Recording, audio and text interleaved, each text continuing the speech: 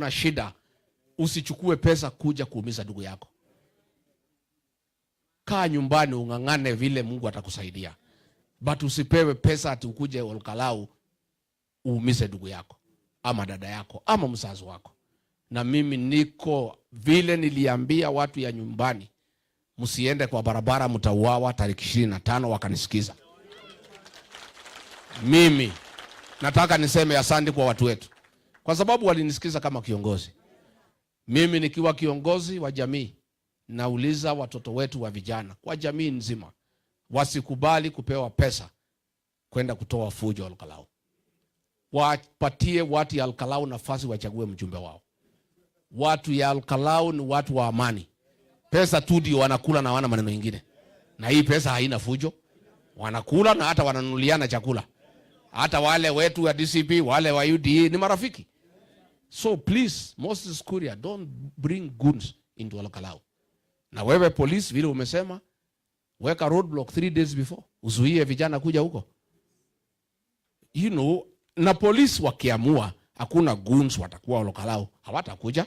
Na ukiwaona ni polisi wamepanga. Tena wale officers in plain clothes hatutaki Olkalau. Tunataka police officers wakuwe na uniform. Ndio tuwaone ni kazi gani wanafanya. Wale wanakuja na nguo ya raia kama wale wako huko wanaitwa Nairobi Sierra. Na wale wengine wametoka Maragwa, wameletwa na huyu Bete Maina.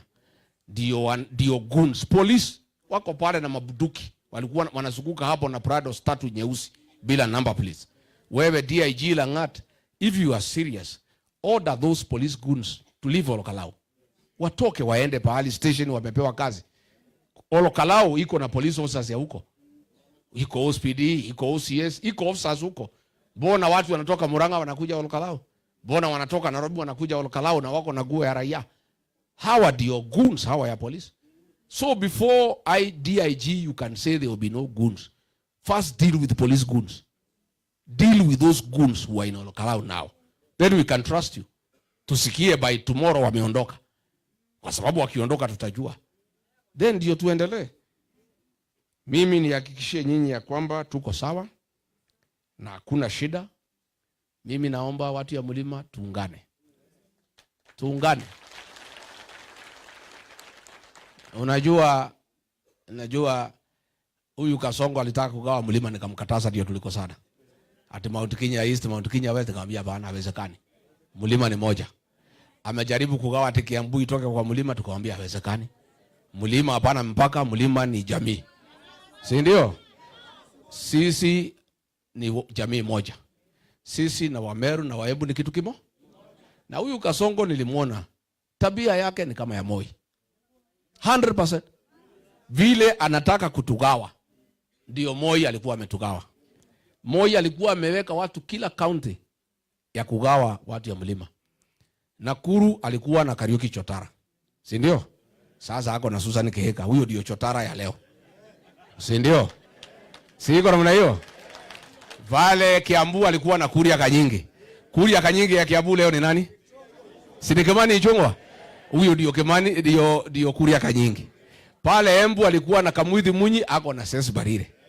Pale Meru alikuwa na Francis Kagwima, ako na Kithure Kindiki. Si ndio? Alikuwa anapanga kila pahali, anaweka mtu ya kugawa watu. Alikuwa sasa pale Laikipia alikuwa na Gigi Kariuki, sasa ako na Mwangi Kejori. The same script ya Moi. Na mimi Ruto nilimuona nilipoingia tu kwa ofisi, nikaona hii mtu ni Moi tu. Lakini hii ni kali kuliko Moi kwa sababu ni kijana. Tena ni mwizi. Najua Moi hakuwa na hiyo maneno ya wizi. Na tena Moi hakuua watoto. Aliwapatia mazi. Sasa hapo ndio Moi alikuwa tofauti na huyu mtu. Lakini hii mambo ingine ya kugawa sisi is the same. So sisi hatuwezi gawanyika. Hii Mlima ni moja. And this time tutaweka kura yetu kikapu moja. Na mimi na Rais Uhuru Kenyatta tunafanya kazi pamoja. Na mimi na ndugu yangu mkubwa Uhuru Kenyatta ni kama chanda na pete. Na nikimaliza hii mazungumzo yote mkinipatia maoni, kabla sijasema chochote nitaenda nikae chini na Rais Uhuru Kenyatta. so that we compare notes. Ndio pia Uhuru anishauri, si ndio? Sikuishi kwingi kuona mengi. Pia nataka Uhuru Kenyatta nimwambie vile watu wameniambia Mlimani, niende niseme mkubwa wetu pia nimeambiwa namna hii, unaona aje? Kwa sababu ulikuwa umetuambia tukapotea. So this time mimi nimesikiza watu, pia nataka pia wewe kama kiongozi unishauri. Si ndio? So hakuna mtu atakawanyisha sisi. Na ndio naona wanatukana Uhuru huko because wanajua mimi na Uhuru tuko kitu kimoja. Na wanajua mimi na Uhuru tukiwa kitu kimoja, hii mlima imeshikana kama simiti. Si ndio? Ya mwisho niambie hawa wanajaribu kugawanya United Opposition, kujaribu kutupiganisha. Saa hii wamemulika Matiang'i, wanataka kumwangaisha. Ati ndio wamutishe ati aende kwa Kasongo. Iko maneno hapo inaitwa Ruaraka, kulikuwa na mambo ya mashamba ambaye koti imesema ililipwa kinyume na sheria. Na wale ambaye walilipa wanatakiwa ati washtakiwe. Sasa wanatisha Fred Matiang'i. Lakini Fred Matiang'i hakuhusika kulipa. Mtu analipa pesa ni principal secretary anaitwa accounting officer. Yule alilipa hiyo pesa ni mtu ya Ruto anaitwa Belio Kipsang. So wewe William Ruto, kama kuna mtu ya kupelekwa kotini, Belio Kipsang, mtu ya kwenu Nandi, ukamate yeye upeleke kotini. Huyu Belio Kipsang kuliko mfunge umempatia madaraka. Siku hizi kazi yake ni kuuza passports na vitambulisho kwa watu ya Sudan na watu ya Somalia. Kitambulisho anauza 15,000. Passport anauza 1 million.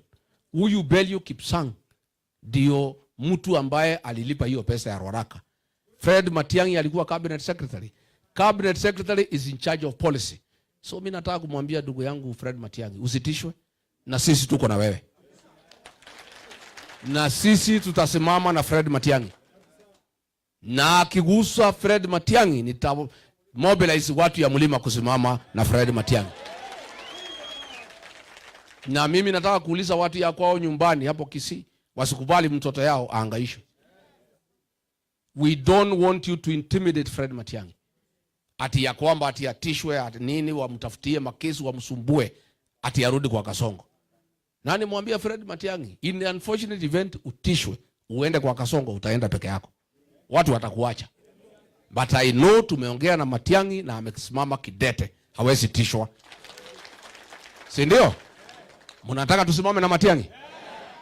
So wewe William Ruto, mtu alilipa shamba ya Ruaraka ni Belio Kipsang.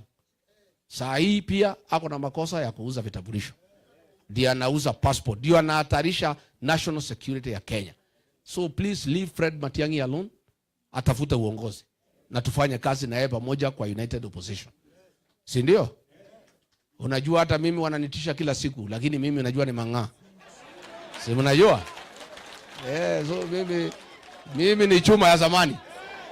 Mimi ni chuma ya zamani. Si hiyo maneno haisumbui mimi. Nafikiri tumesema ile ya mwisho pale Kenya Ports Authority. Iko sakata kubwa sana. Iko barabara moja hapo imepatiwa mama anaitwa Marian. Ni ya jamii ya Ruto, ni jirani yangu hapo kwangu Karen. Kutoka nyumba yangu ni karibu nyumba 5. William Ruto anakujanga hapo kumuona. Na hata akiwa deputy president alikuwa anakuja hapo kwake. Yeye amepewa kujenga kilomita 1 ya rami 8 billion shillings pale Kenya Ports Authority.